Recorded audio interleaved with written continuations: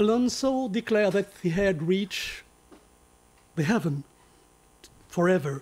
Et là, peut-être nous allons aller vers le paradis, oui, à travers les murs, à travers le graffiti. J'ai l'immense plaisir de recevoir 3 grands artistes, 3 street artistes de 3 univers, et qui fait qu'ils sont ensemble après moultes aventures, chacun bien évidemment un parcours bien singulier, et qu'on va connaître tout de suite.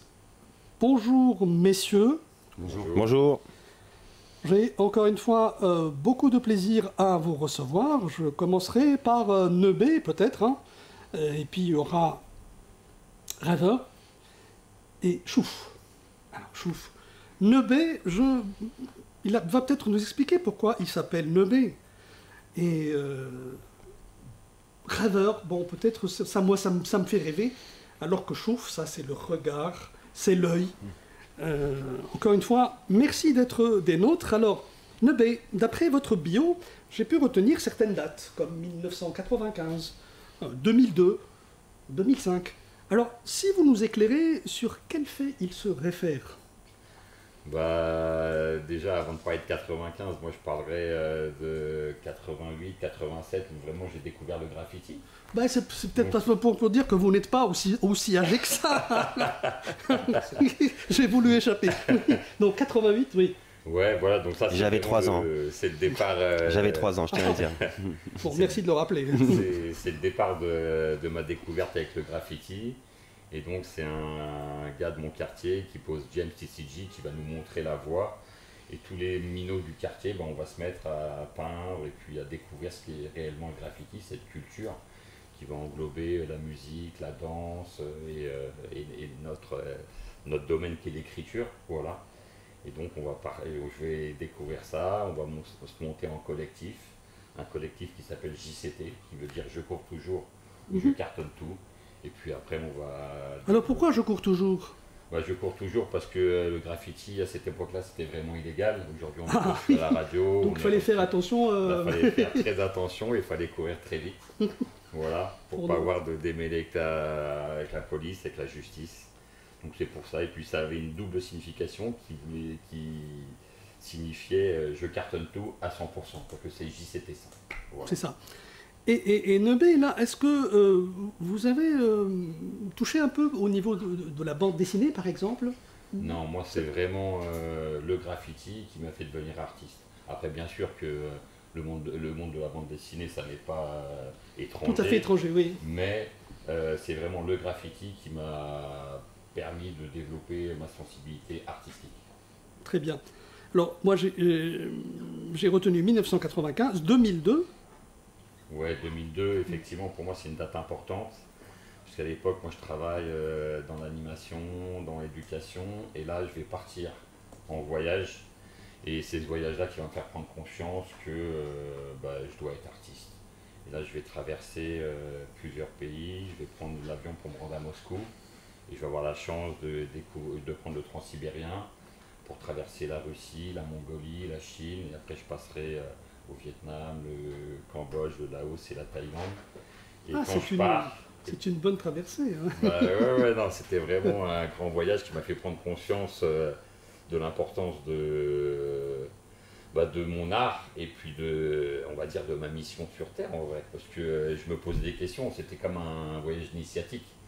Donc j'ai dû vraiment aller me chercher tout seul au bout du monde sans avoir d'avis de ta copine, des parents, de la situation familiale ou quoi que ce soit.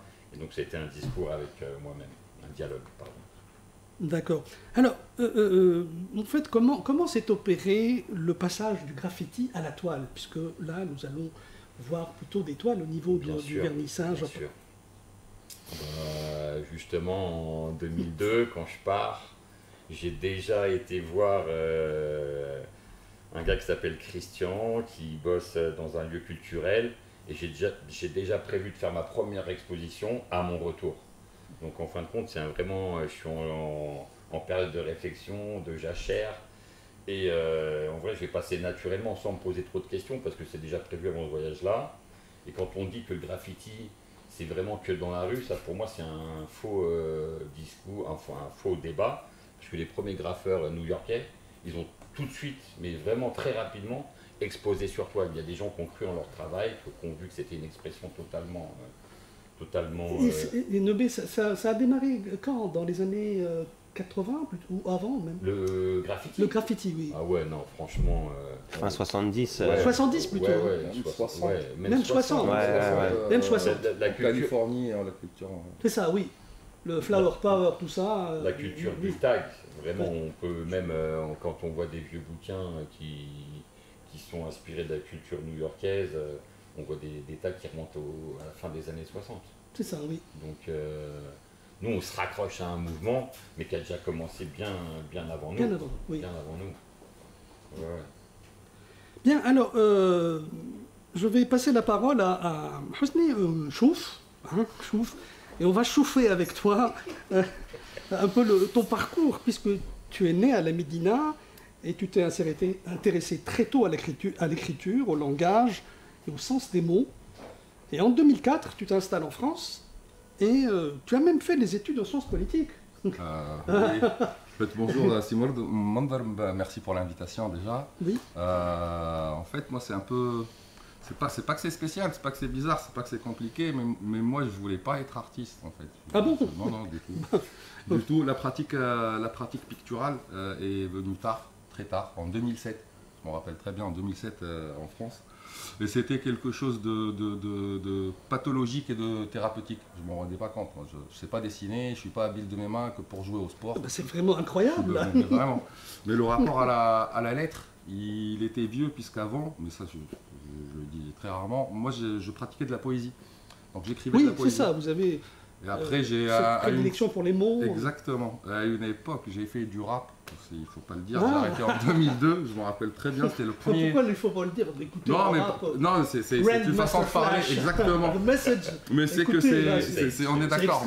extra, hein. C'était juste pour chambrer. C'est pour dire que c'est vraiment la transition. Moi, c'est la transition de la lettre, donc du mot, du signe, de la signification à autre chose. C'est pour ça que j'ai choisi le nom d'artiste de Chouf, ce qui est l'opposé de lit.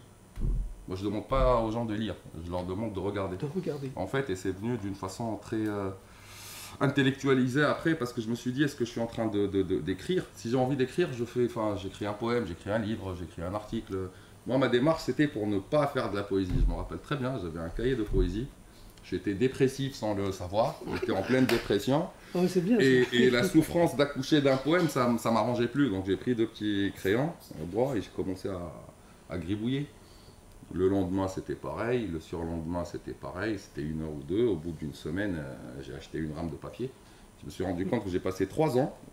J'étais en doctorat c'était ma thèse de doctorat. C'est ça. Et je suis allé 3 fois à la fac pour m'inscrire et j'ai passé 3 ans à tartiner des trucs tout le temps. Une fois que je m'étais soigné sans me rendre compte, et je me suis dit, ah, Une sorte de thérapie. exactement, de thérapie, je me suis dit, ah, c'est quoi le souci?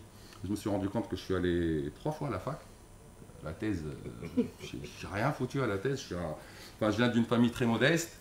Je suis parti pour faire mes études, j'étais un peu dans l'embarras. Et toute la famille qui vous attend. Ouais, là c'est ma mère. Responsabilité. Ma mère jusqu'à maintenant et jusqu'à la fin des temps, elle ne sera pas contente. Hein. Elle voulait que je sois avocat ou c'est chose que j'ai refusé. J'aurais pu l'être. J'ai fait 2 DEA en France, mais même l'équivalence ici dans le barreau, j'ai dit non, je fais pas. Je serai jamais avocat, donc je fais pas.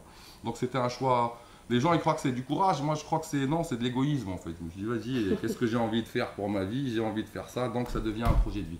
C'était tout simplement ça. Donc de 2007 à 2010, j'étais dans la terrasse d'un café à tartiner 2-3 rames de papier par semaine. Arrivé à 2010, à 2010, c'était maladif, c'était vraiment maladif, pathologique. À 2010, je me suis dit il y a un souci.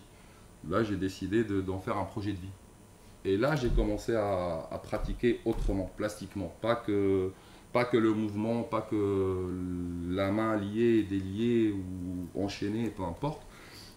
En 2010, j'ai pris ça comme projet de vie. Donc, je me suis donné les moyens d'essayer de le réaliser. Et j'ai eu beaucoup de chance, vraiment beaucoup de chance, parce qu'après peu de pratique, le premier projet que j'ai fait institutionnel, il était assez conséquent. C'était en 2013, la Tour 13. Donc c'est comme si j'étais passionné de foot, que je jouais au quartier tout seul avec un ballon en plastique, et quand on me dit viens, vas-y, là tu vas jouer sur un terrain sur une pelouse avec des crampons et débrouille-toi. Ouais. Et la rencontre était formidable puisque j'ai passé 6 mois sur ce projet-là. J'étais à Nantes et le projet il était à Paris, et j'ai fait 13 allers-retours dans 13 semaines. Donc là-bas j'ai fait mon école de beaux-arts, et c'est là-bas que j'ai rencontré Nebé. Et ça, je m'en rappelle très très bien. Et une fois que c'était lancé, un mois après l'ouverture de la Tour 13, j'avais ma première vente aux enchères officielle à côté d'un Bonxy. Donc j'ai eu beaucoup de chance. Donc depuis 2013, j'en vis exclusivement, heureusement. C'est la baraka. Hein. Ouais, c'est exactement. J'ai suivi mon truc, la vie a fait que... Non, mais débrouille-toi. c'est important, Chouf, parce que tu as suivi quelque chose que tu aimais. Oui. Et je crois que... Je crois que ça dépasse l'amour. C'était... Oui, mais c'est une passion plus que ça. C'est un remède. C'est un remède, oui. C'était une urgence vitale. Si je ne prends pense pas, il que... y a un souci, quoi. Oui, quand on fait ce qu'on aime, on réussit toujours. Je pense. Hein. Moi aussi. Ouais. On ne peut que réussir puisqu'on est heureux. C'est pas uniquement les rêves qu'on réussit. Hein. Parce qu'on dit qu'on ne réussit que les rêves. Hein. On ne réussit bien que les rêves. Mais non. Et alors, rêve. Ça nous amène à rêver. Allez. Alors, vous lui ramenez le micro là pour qu'il nous édifie. Non, je crois que... non, oui. Je crois que c'est le seul micro pour le moment qu'on peut utiliser. Oui. Bonjour, voilà, tout le monde. C'est bon. Bonjour tout le monde. Si. Voilà, c'est bon. C'est bon, Rim, c'est bon, il peut utiliser le... Oui, d'accord, ok, c'est bon. Comme on est en direct, alors. Hein. Bonjour tout le monde. Merci. Alors, là, rêveur. Ça, c'est... vous avez commencé dans les années 2000, c'est ça, hein? C'est ça. Comment ont été les débuts? Moi j'ai grandi... Est-ce qu'ils ressemblent à ceux de Chouf? Non.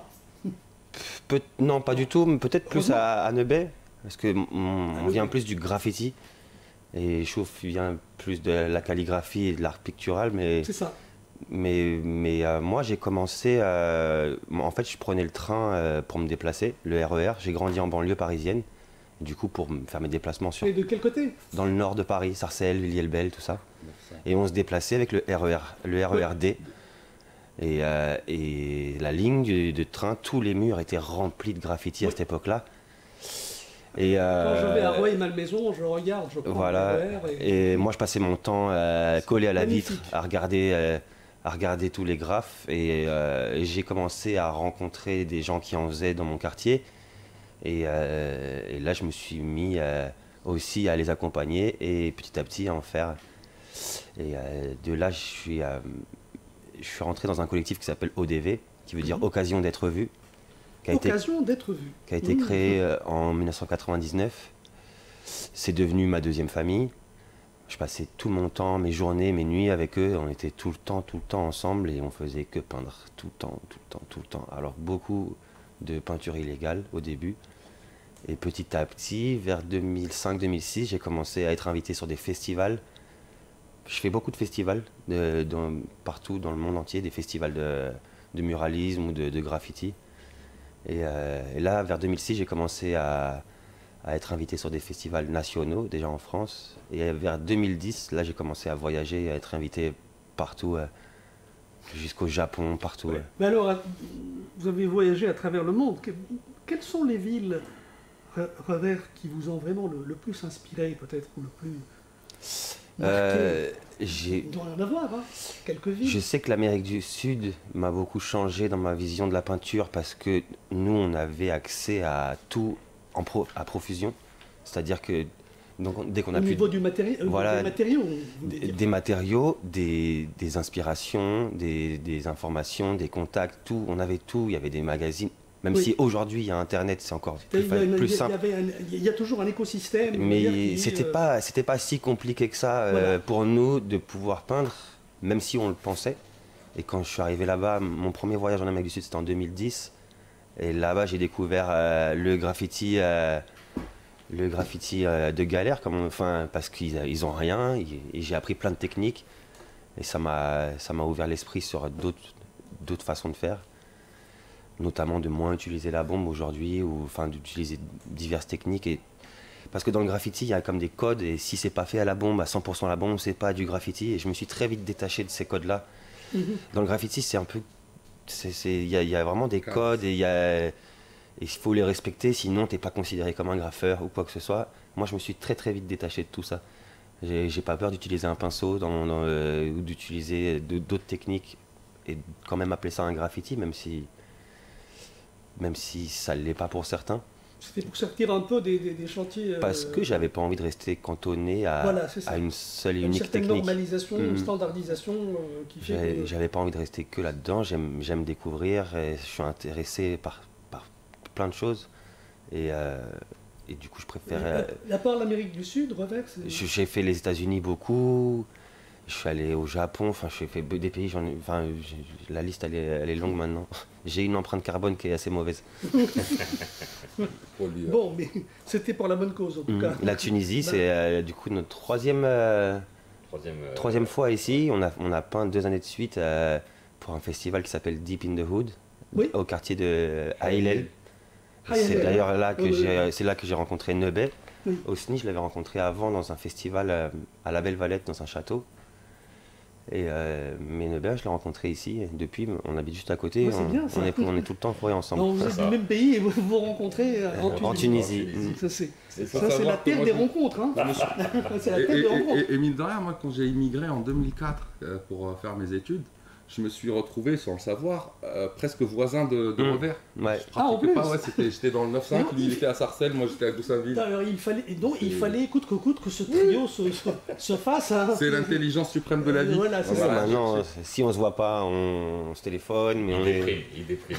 Non, moi je déprime pas. Non, au contraire. Au contraire, je suis positif. C'est moi le plus positif de l'équipe. C'est le plus jeune surtout. Il faut bien l'énergie. Hein. Que vous affirmez. On s'est trouvé en mode les Dalton, mais à 3. Pas 4. Ah oui, ils sont 4. Et moi je suis toujours au milieu. On taille, on nage, donc on est un peu... Et vous êtes retrouvés, alors non, plutôt sur graffiti. Oui. Sur le muralisme. L'événement de Deep in the Hood, c'était plus du muralisme. C'est pas forcément du graffiti parce que le muralisme, ça englobe plein de techniques. C'est le fait de peindre sur mur, peu importe l'outil et la technique. C'est ça le muralisme. En gros, pour moi, c'est ma définition. C'est-à-dire que là, vous pouvez, par exemple, nous peindre, nous peindre ce Studio 10, par exemple. Hein, ça. Voilà, c'est un mur. Attention à ce que vous dites, parce que demain, vous allez revenir et tout aura changé. Le lendemain, je serai viré. Ou pas forcément, peut-être augmenter. Alors, peut-être que nous allons là entrer plus dans le vif du sujet, même si tous les sujets sont importants, bien évidemment, pour faire meilleure connaissance avec ce trio. Ce beau trio, Nebet, Revers, Chouf, qui va nous présenter leur collection, dans un vernissage qui aura lieu le 13 novembre, c'est-à-dire jeudi prochain. Et malheureusement, moi, je serai sur antenne. Alors, peut-être que je vous rejoindrai un peu vers la fin. Alors, qu'est-ce qu'on peut dire de cette exposition, Nebet ? C'est une exposition qu'on a décidée il y a, je sais pas, 3 mois à peu près. Et un peu plus. Ouais, à peu près. C'est assez rapide, c'est bien ça. Et parce que nous, on a tout le temps peint dans l'urgence. Et donc, nous, on se retrouve sur cette peinture justement instinctive sur le geste. Et c'est pour ça qu'on l'a appelé à main levée. Main levée, oui. Que ce soit Revers, Chouf ou moi, on n'est pas...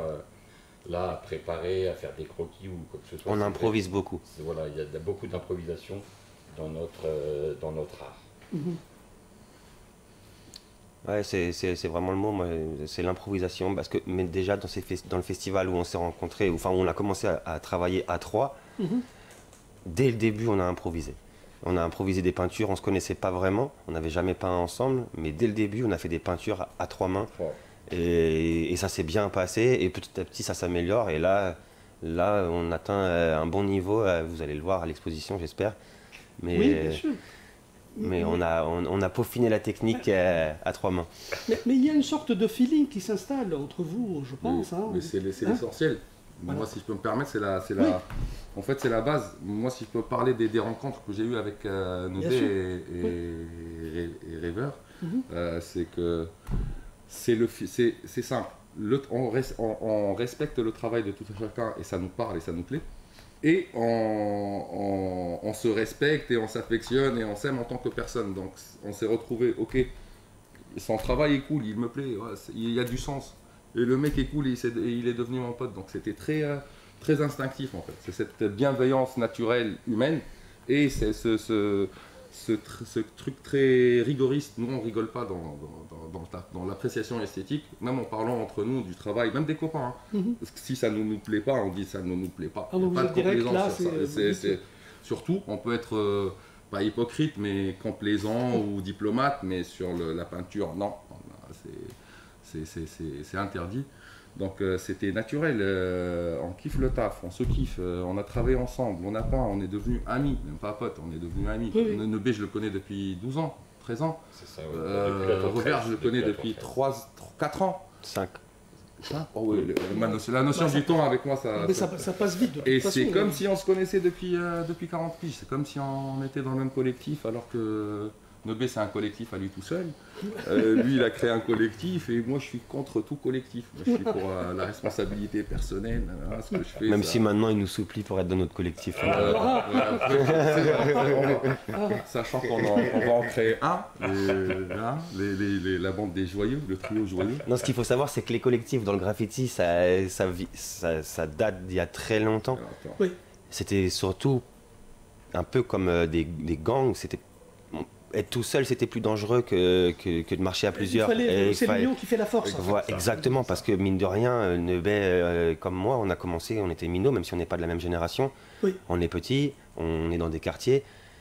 T'es tout seul, t'es fragile. Du coup, c'était naturel de se constituer une équipe pour être plus fort. Et comme Mousseline ne vient pas du graffiti, lui, il n'a pas cette notion d'équipe, ce qu'on appelle un crew. Oui. Et Robert, les graffitis, ils portaient sur quoi? C'était des images ou c'était des mots, des phrases? Ça dépend. Dans la majorité, nous, sur la scène parisienne et même française, dans la majorité, c'était des blazes, donc des mots. Oui, c'était plutôt des mots. C'est un peu le fait de marquer son nom pour dire voilà, j'existe et je suis là. Moi je le compare de temps en temps aussi à un chien qui marque son territoire. Et ben voilà, je suis passé là, je suis passé là, je suis passé là. Et après ça devient même un automatisme de le marquer son nom. Enfin pour moi c'est ma vision en tout cas, j'aimais être partout.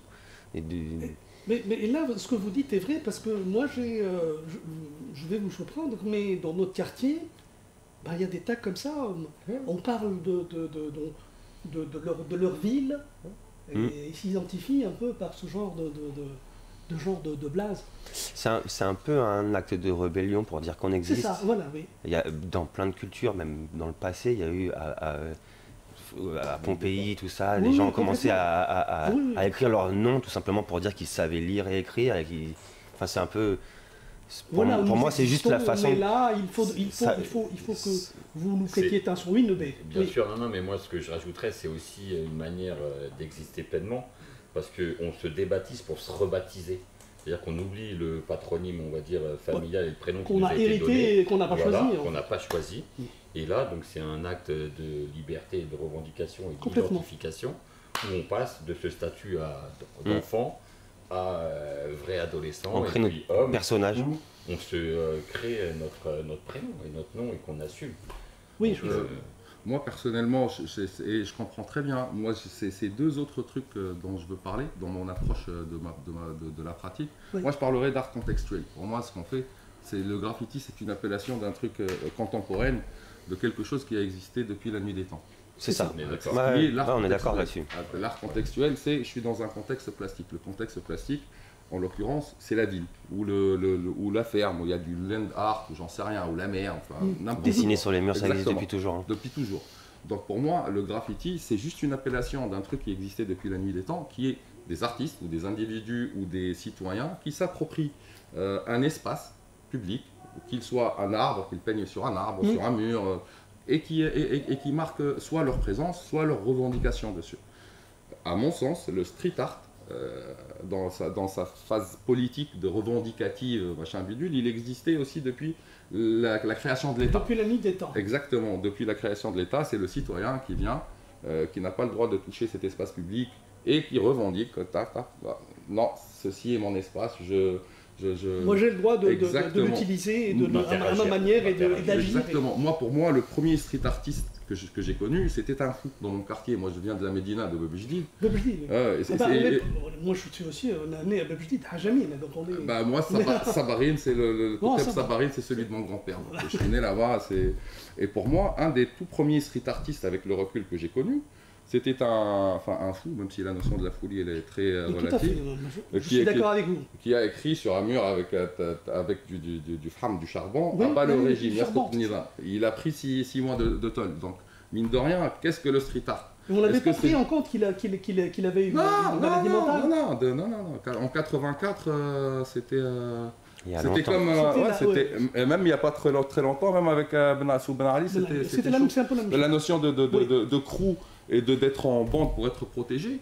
Moi, je l'ai vécu en 2008, j'ai commencé à travailler à la Médina, sous Ben Ali, c'était politique. J'avais pas un crew, mais j'avais un super ami à moi, Jamel Din. Quand on sortait, on avait des gros cutters, on était parce que vous pourriez vous faire... Exactement, en basket, et on était prêt à galoper, à escalader les murs. Donc cette notion d'être contre une autorité, donc un État, un interdit, et ça existe aussi, pas que dans le graffiti, mais depuis la nuit des temps. Donc pour moi, le street art, c'est l'art contextuel, le graffiti, c'est l'art contextuel, toucher un espace public, c'est de l'art revendicatif politique qui existait depuis la nuit des temps. Il ne fait que se perpétuer. Exactement. Revenons encore une fois à l'exposition, chers amis, parce que là, donnez-nous quelques éléments là, pour pouvoir nous appâter. On peut vous donner en exclusivité le fait qu'on a fait des toiles, on n'a pas que des toiles personnelles, on a des toiles en duo. Et ça, c'est une exclusivité parce qu'on ne l'avait jamais faite. C'est rare. Et du coup, en duo, oui, parce que ça se fait pas souvent. C'est parce que la peinture, c'est un peu un sport. C'est pas un sport collectif en règle générale. C'est un sport individuel. Et là, on a fait des toiles en duo, ce qui n'est pas forcément tout le temps simple à faire parce que il y a un équilibre à respecter. Oui. Mais ça s'est fait assez naturellement. En gros, pour vous donner un exemple, Nebet a commencé une toile et il faisait sa partie et il me l'a déposée chez moi sans savoir ce que j'allais faire dessus et découvrir le résultat et vice versa. C'était un peu dans... On a confiance l'un en l'autre. Et ce travail ne se fait pas à revers en même temps, non? Avec Osni, on a fait... il est venu quelques jours à la maison, parce que j'habite dans mon atelier, du coup c'est assez simple, et il est venu chez moi et on a fait des toiles ensemble, et on est en même temps, mais différemment avec Nebet, et par exemple, j'ai terminé la dernière toile que j'ai faite pour venir ici, je l'ai terminée cette semaine, et là, lui, il l'a pas vu en vrai, pour l'instant. Donc voilà, il y a un peu de tout. Il y a un peu de tout, mais c'est de la confiance. Après, on connaît le travail de l'un et de l'autre et on se donne quelques directives quand même, mais c'est quand même... Nebet ne savait pas du tout à quoi ça allait ressembler. Quand il m'a ramené le début de la toile, il ne savait pas comment ça allait être. Il avait des idées, certainement. Il avait une idée, mais c'est vrai qu'on travaille dans une confiance absolue. C'est-à-dire que connaissant les travaux des uns et des autres, oui, on a quand même une petite idée. Ouais, quand on lâche la toile, on sait très bien que ça va être sublimé. On a confiance. On a une grande dans confiance. Le niveau de l'un comme de l'autre. On a un peu moins confiance en Osni, mais... Je risquerais peut-être de vous surprendre. Alors qu'est-ce qu'on peut dire pour les gens qui souhaiteraient regarder cette exposition? Venez tôt avant qu'on ait tout vendu. Ouais, parce que ça va partir vite. Très vite, hein. On espère. Oui. C'est à 18h à Velamesque, à Sidi Boussaïd. Et moi, en fait, l'idée de faire l'expo à 3 là-bas, ça m'est venu parce que j'ai travaillé sur le lieu. J'ai fait une petite façade. D'accord. Donc déjà... Ouais. Et j'ai passé 2 petites semaines là-bas. Il y a le lieu m'a vraiment plu. Le personnel, oui, c'était humain et plastique et tout. Et comme j'avais en tête, après les 2 sessions de festival qu'on a fait ici, à Haya Hlel, de vouloir ramener mes amis pour faire des trucs sur toile. J'en ai parlé au directeur de la maison d'hôte, on était ravis, donc bingo. C'est pour ça qu'on l'a fait là-bas. Et le choix de Haya Hlel. C'est toute une histoire, je pense. Hein. Oui, mais juste rapidement pour. Ça, j'ai un ami qui a fait le mécène et qui voulait lancer un festival. À l'époque, il y a 4 ou 5 ans. C'est ça. Ça devait se lancer à Sidi Bou Saïd. Mais il s'avère que les instances administratives des quartiers riches qui sont déjà. C'est pas très chaude pour ce genre d'événement. Qui sont déjà très jolis. Vous un peu casser les pieds. Moi, j'avais des contacts à Haya Hlel parce que j'ai travaillé d'une façon bénévole en 2016, je crois. J'ai tapé une école là-bas et c'était avec l'Institut arabe des droits de l'homme. Donc, je connaissais le directeur très bien. Je le connaissais très bien. Donc, j'ai proposé à Alex qu'on fasse ça à Haya Hlel et pas à Sidi Bou Saïd. Parce que la démarche, moi, je ne vous cache pas, hein, moi, la démarche de faire ce que je fais, et comme je le fais, c'est pour 2 raisons. Par rapport à l'autre, si on sort de son individualisme égoïste artistique, c'est pour démocratiser la pratique artistique et la désacraliser. Et mine de rien, mes études de sociologie politique, ça a influé la façon de voir le monde, la vie, les gens. Donc j'essaie, même par ma pratique picturale, de rester cohérent. Donc, et les riches, depuis la nuit des temps, ils ont exclu le peuple, qu'ils appelaient comme populace, de toute pratique ou consommation de la chose artistique. Donc non, c'est pas, on ne connaît pas, on n'a pas les codes. Donc pour pouvoir donner un peu d'espoir à ces jeunes là-bas qui pour la plupart jamais ne feront parce qu'ils n'auront pas les moyens, ils n'auront pas l'accès. On leur a interdit cet accès en leur disant non, c'est pas pour vous, vous n'avez pas la technique, vous n'avez pas les codes. Ils n'y pensent même pas. Ils n'y pensent même pas. C'était, à mon sens, un devoir d'aller là-bas pour donner du beau à un quartier très moche, délaissé par les autorités publiques. Et on a fait des initiations aussi là-bas pour les jeunes. C'est ça. Et donc la première session, c'était à une autre équipe. La deuxième et la troisième session, j'ai proposé aux amis Robert, ils sont... Là, vous y êtes allé aussi. Hein. Ah oui, les deux. C'est là où on s'est rencontrés. C'est excellent. 3. Donc, et alors, là-bas, les jeunes, je crois qu'ils étaient vraiment très intéressés, ravis. Bien sûr. On a fait des belles rencontres. Oui, on a fait de très belles rencontres. Et jamais, il y a eu même la première session, il y a un New-Yorkais, Coolcore, un autre ami à moi, qui est de la génération de Keith Haring et de Basquiat. C'était un pote à Basquiat. Hein. Il est venu 2 sessions en plus, un grand Renoir de 2 mètres, avec ses dreadlocks, il était très bien accueilli. On a eu des gens qui s'arrêtaient pour nous donner des sandwichs et tout. Donc, on a été invités à manger chez des gens, dédicace à Adorsaf d'ailleurs. Exactement. On peut résoudre ce genre comment dirais-je, de difformité, moi je dirais sociale, entre les quartiers soi-disant huppés et les quartiers pauvres. Et nous sommes... En fait, ce qui est pauvre, c'est l'esprit qui est pauvre. Hein. On n'a pas apporté de solution, mais on a apporté des ouvertures quand même. Une touche d'espoir. Voilà, c'est ça, oui. C'est important ça. Et ça qu'à travers les initiations qu'on a pu faire graffiti, on a vu que les enfants, ils ont été émerveillés par la pratique. C'est super. Ça leur change les idées. C'est quelque chose de nouveau. C'est toujours. Et aussi, si je peux rebondir sur ce qu'a dit Rêveur tout à l'heure, c'est que quand il est allé en Amérique latine, il a vu que des pauvres, donc une autre civilisation qui n'a pas de bombe, qui n'a pas de sous, c'est quand même débrouillé pour laisser une trace. Pour moi, c'est quoi l'art? C'est de laisser une trace. Sur un médium. Mais dans Haya Hlel, il y a aussi des jeunes qui peignent. Il y a quelques peintures. Après, ça dépend des pays, mais moi, j'ai remarqué, en tout cas, de tous mes voyages, c'est que dans tous les quartiers un peu défavorisés, les peintures viennent souvent du sport en ce moment. Et le foot. Réellement, en Amérique du Sud, toutes les peintures qui sont faites avec parfois en Afrique avec de l'huile de vidange. Enfin voilà. C'est pas les outils pas forcément adaptés. Voilà, mais le thème commun, si je pourrais vraiment m'exprimer là-dessus, c'est le football. Je trouve que ça rassemble et il y a beaucoup de pays où j'ai eu l'occasion d'aller peindre dans des quartiers vraiment défavorisés comme au Pérou, au Chili, tout ça. Et ben, ce qui rassemble tout le monde, c'est le football. Et dans Haya Hlel, il y avait quelques belles peintures. En plus, vraiment, je ne sais plus comment s'appelait cet artiste, mais je tiens à lui dire que ces peintures étaient très belles. C'était autour du football, les ultras, tout ça et tout, les gros fans de foot. Oui, de toute façon, on le voit dans les. Mais il y a quand même, il y a pas rien. Il y a des peintures partout. Mais on leur a montré quand même qu'ils pouvaient peindre sans bombe, sans, enfin, laisser une trace. C'est ça, oui. Moi, j'étais pauvre, j'étais vraiment pauvre, donc j'avais pas de sous pour acheter le matériel qu'il fallait. Donc mes pinceaux, c'était chez Castorama et Weldom, les pinceaux à 4 €, pas ceux à 40 que j'achète maintenant. Et mine de rien, j'ai appris à la dure, sans argent, débrouille-toi, laisse une trace. Et c'était une des raisons principales de faire ça là, pour dire aux petits, même si tu n'as pas d'argent, c'est pas grave.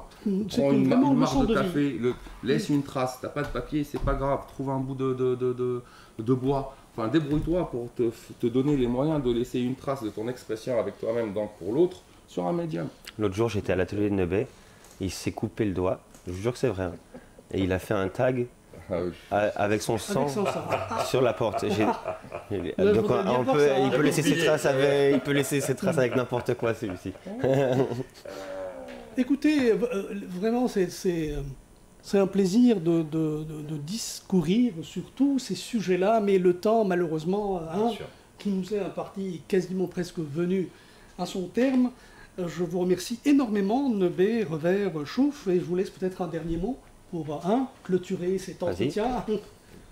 Mais chacun un petit mot, écoutez, franchement, on est très démocratiquement. contents. Venez nombreux voir l'exposition, vous ne serez pas déçus. Énergie, couleur et vivacité. Voilà, je donne la parole à énergie, couleur, vivacité. Moi, le dernier mot, je dis aux gens que normalement le beau apporte du bien. Donc venez voir du beau, peut-être que ça vous donnera plus de bien et que vous feriez plus de bien. Pratiquez de l'art, soyez gentils, soyez bienveillants et n'ayez pas peur et faites du bien. Et moi je voudrais remercier mon mentor Dorine Simon qui m'a beaucoup aidé cette année. Merci beaucoup, j'espère que tu écoutes. De toute façon, il va écouter ça, puisque ça sera en podcast. Et ceux qui ont raté cette belle entrevue, ils pourront se rattraper en allant regarder le podcast dans notre site rtci.tn. On revient à la musique avant les infos de midi. Voilà, merci beaucoup. Je rappelle que l'exposition s'appelle Main levée et qu'elle aura lieu, le vernissage aura lieu le 13 novembre à 18h du côté de la banlieue nord. Allez, on se fait un petit adagio, mais par Gary Moore. Merci les gars.